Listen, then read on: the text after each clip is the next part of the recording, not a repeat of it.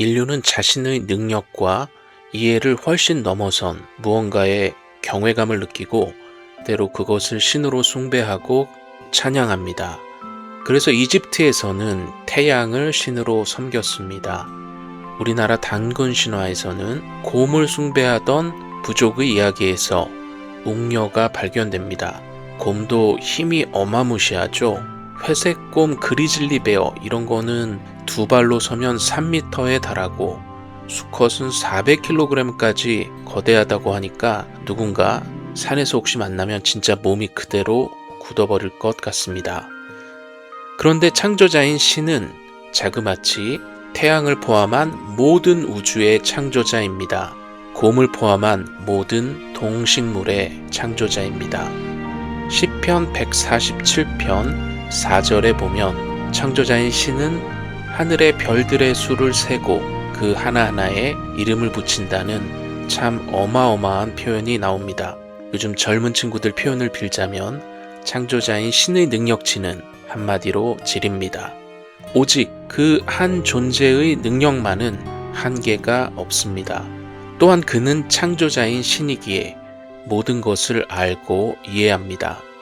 그래서 시편 147편뿐만 아니라 성경 곳곳에는 이런 경외스러운 능력과 세심한 사랑을 동시에 가진 창조자인 신을 노래하는 것이, 즉 찬양하는 것이 아름답고 당연하다고 가르칩니다.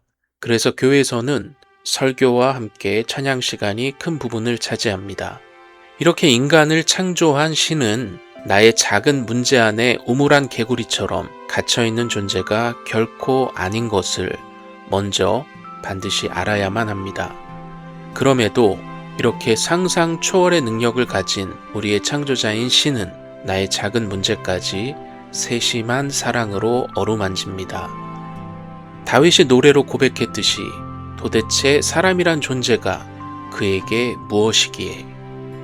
그를 향한 노래, 즉 찬양이 다른 노래와 확실히 달라야 하는 분명한 이유입니다. 노래의 대상의 능력치와 사랑치가 비교 대상이 전혀 없기 때문입니다. 인간의 사랑 노래들, 특히 애절한 한국의 발라드 곡들을 저도 참 좋아하는데요. 어제도 우연히 유튜브에서 미국인이 부르는 장필순의 나의 외로움이 널 부를 때를 들었습니다. 참 애절한 곡이죠. 가슴을 후벼 파는 이런 구구절절한 가사들의 멜로디까지 어찌나 슬픈지 듣다 보면 감정이입이 심해져서 눈물이 나올 때도 있을 지경입니다. 이런 노래들을 저처럼 많은 분들이 좋아하는 이유는 어쩌면 한편으로 깊이 공감이 돼서겠죠. 인간끼리의 사랑은 참 처음에는 모든 것을 기꺼이 줄 것 같고 영원히 뜨거울 것만 같이 시작되는데 시간이 지나면 그 스파크가, 그 불꽃이 어느덧 사라졌음을 받아들이게 됩니다. 이유는 다양하겠지만요. 이렇게 사랑이 주는 기쁨과 그 감미로움을 노래하는 노래들만큼이나 이런 애절한 발라드 곡들도 여전히 사랑받고 있습니다. 그런데 창조자인 신께 부르는 노래인 찬양은 완전히 다릅니다. 우리가 노래 부르는 대상의 사랑은 놀랍게도 절대 변하지 않습니다. 그는 능력의 한계가 분명한 인간이 결코 아닙니다. 아무리 용을 써도 슬프게도 변하는 인간의 사랑과 그 뻔한 능력치가 절대로 아닙니다. 우리의 창조자인 신의 사랑은 처음에 강도 그대로입니다. 어떻게 하냐고요? 그 아들 예수가 우리 대신 죽어준 십자가가 그 분명한 증거입니다. 회심은 창조자인 신의 인간을 향한 부인할 수 없는 사랑의 증거인 십자가 앞에 처음으로 믿음으로 서 보는 것입니다. 제가 그랬듯이 그 앞에 믿음의 눈을 떠서 서게만 되면 인간끼리의 사랑과는 완전히 다른 차원의 사랑에 맞닥뜨립니다. 충격적으로 강력한 사랑 앞에서 나의 굳어진 마음이 움직이기 시작합니다. 나의 창조자인 신의 그 압도적인 사랑, 어느 찬송가 가사처럼 나에게 입이 10,000개가 있다면 그 입들을 가지고 나의 창조자인 신을 노래하겠다는 생각이 정말로 들기 시작합니다. 이것이 찬양입니다.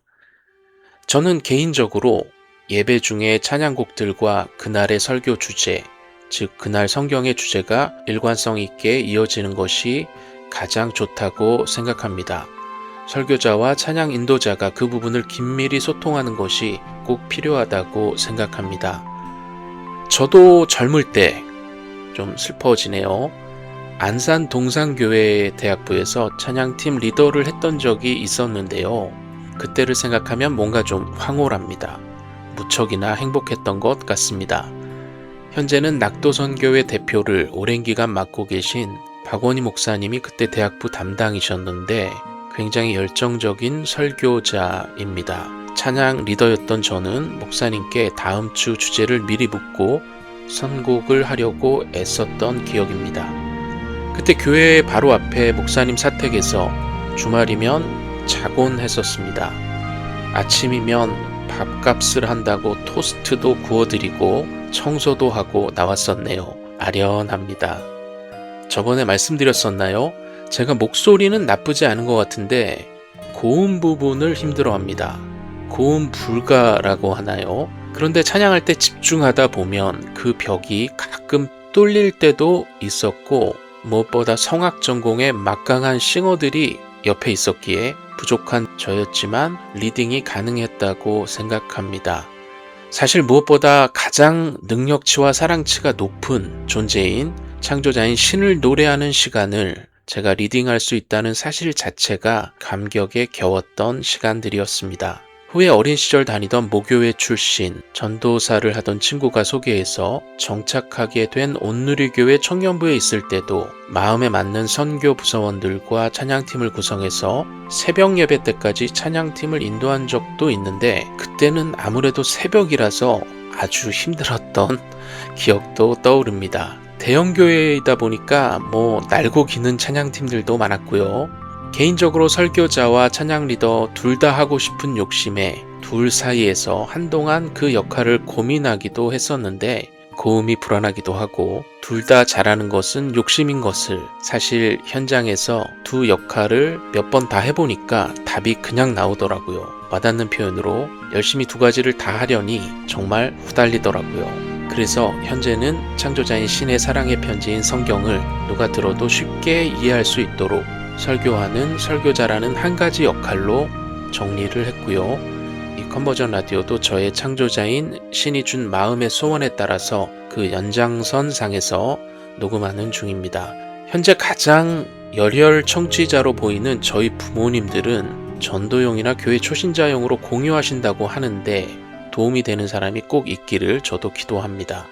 앞으로 제 녹음의 메시지와 연결되는 개인적으로 추천드리는 CCM 곡을 하나씩 댓글에 올리려고 합니다. 때로는 성경을 토대로 작사된 찬양곡을 들으면서 제 컨버전 라디오 녹음 주제가 떠오르기도 합니다. 사실 오늘이 그렇습니다.